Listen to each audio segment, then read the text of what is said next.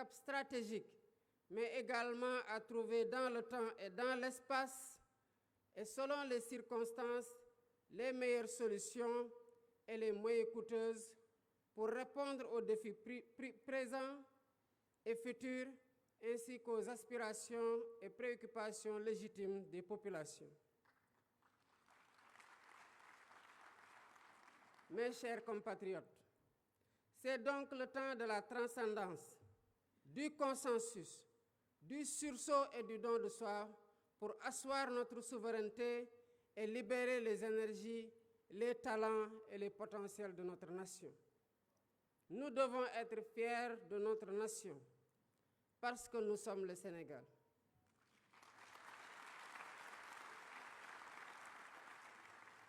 Nous sommes le Sénégal, un pays de courage. Nous sommes le Sénégal, un pays de résilience. Nous sommes la vision Sénégal 2050. Cette nouvelle stratégie nationale de développement est une réponse innovante aux défis de la transformation systémique du Sénégal. Elle repose sur une vision endogène claire, cohérente, ambitieuse et assumée. Cette feuille de route pour les 25 prochaines années, qui fait l'objet aujourd'hui d'un partage et le fruit d'une réflexion collective, est déclinée en stratégie quinquennale et décennale. Elle permettra d'ajuster et d'optimiser nos actions et efforts en temps réel. Ainsi, la transformation systémique du Sénégal repose sur 4 axes stratégiques déterminants. Le premier axe consiste à asseoir une économie compétitive, créatrice d'emplois. Nous visons à bâtir une économie diversifiée et résiliente, mais aussi inclusive.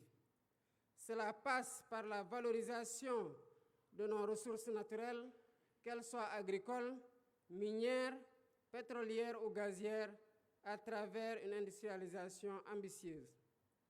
Nous intégrerons nos matières premières dans les chaînes de valeur mondiales et nous transformerons nos richesses sur place, en particulier grâce aux technologies numériques et à l'intelligence artificielle. Le développement de pôles économiques viables associés à un cadre des affaires attractif contribuera à renforcer le secteur privé national et à diversifier notre économie. Dans les tout prochains jours, une loi sur la souveraineté économique viendra consacrer cette dynamique en s'appuyant sur une stratégie de financement solide et concertée avec toutes les parties prenantes. Le deuxième axe est celui de la durabilité et de l'aménagement du territoire. Notre développement ne sera viable que s'il respecte et préserve notre environnement.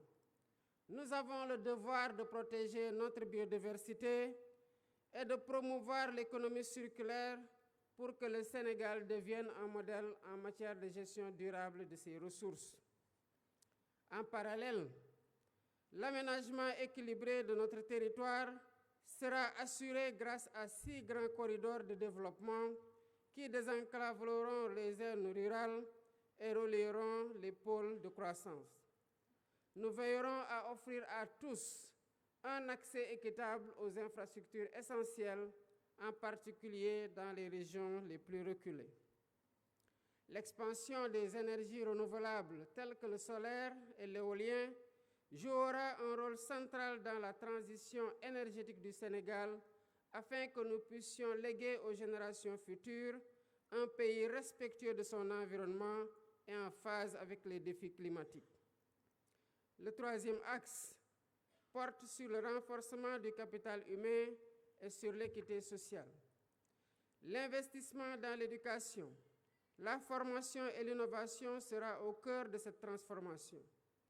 Nous mettrons en place une politique éducative de qualité pour tous, ainsi que des réformes visant à offrir à chaque Sénégalaise et à chaque Sénégalais des opportunités égales, quel que soit son lieu de résidence. La réforme foncière permettra une répartition des terres, tandis que le système de santé sera modernisé pour garantir à tous un accès équitable à des soins de qualité, en particulier dans les zones rurales. En outre, un système national d'assurance maladie sera instauré pour protéger chaque citoyen des aléas économiques et sociaux, réduisant ainsi les inégalités. Le Sénégal de 2050 sera porté par une jeunesse compétente, dynamique et préparée pour répondre aux défis du monde moderne. Ce capital humain de qualité sera l'un des piliers de notre compétitivité économique. Le quatrième axe concerne la bonne gouvernance et l'engagement africain. La refonte de nos institutions est indispensable pour servir au mieux les aspirations de notre peuple. Nous combattrons durement la corruption et nous réformerons l'administration pour en faire un levier puissant au service du développement. Ce processus de gouvernance renforcée garantira une gestion rigoureuse de nos ressources, assurant que chaque action entreprise contribue à l'atteinte de nos objectifs collectifs. Notre engagement panafricain sera également réaffirmé avec un renforcement de la coopération avec nos pays frères. Convaincu que l'avenir de notre continent repose sur l'intégration régionale et la solidarité, le Sénégal jouera un rôle leader sur le plan africain, notamment dans les domaines de la sécurité, de l'innovation technologique et de la gouvernance démocratique. Ensemble, avec les pays frères de la sous-région, nous œuvrerons pour une Afrique unie, souveraine et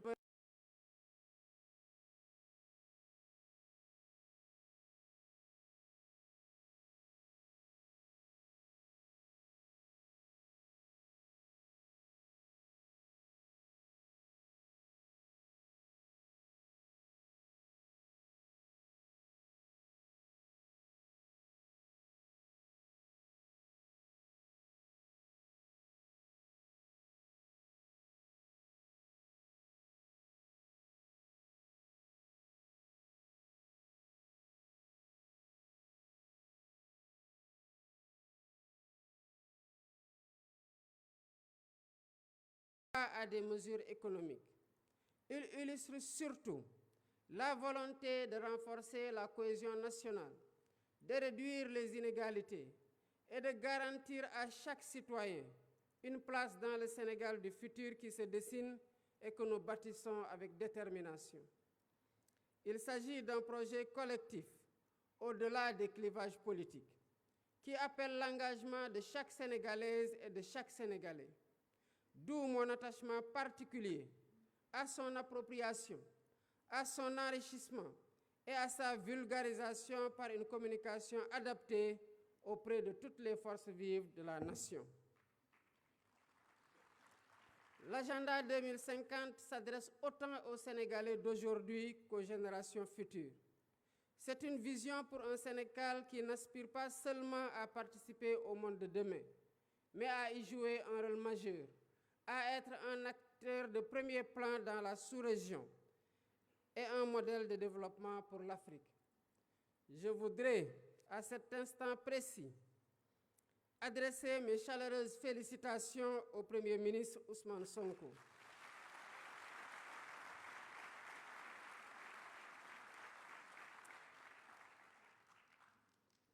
Il a mené de main de maître avec l'ensemble du gouvernement, les services de l'État et les experts nationaux du public et du privé associés ce travail de conception exceptionnel d'une rare pertinence qui démontre la qualité du capital humain national. Mes chers compatriotes, notre volonté ne pourra être complète que si nous avons les moyens de notre autonomie économique, monétaire, énergétique, alimentaire, mais aussi sociale et culturelle. Le chemin que nous empruntons est exigeant, mais il est le seul à même de garantir notre succès durable. Les citoyens doivent être exigeants envers les gouvernants, mais chaque citoyen doit aussi être exigeant avec soi-même dans son apport personnel dans l'œuvre de construction nationale. C'est ainsi qu'ensemble, comme un seul peuple, poursuivant le même but et animés de la même foi en notre progrès, nous construirons un Sénégal plus fort, un Sénégal plus juste, un Sénégal plus prospère. Vive le Sénégal souverain. Je vous remercie de votre aimable attention.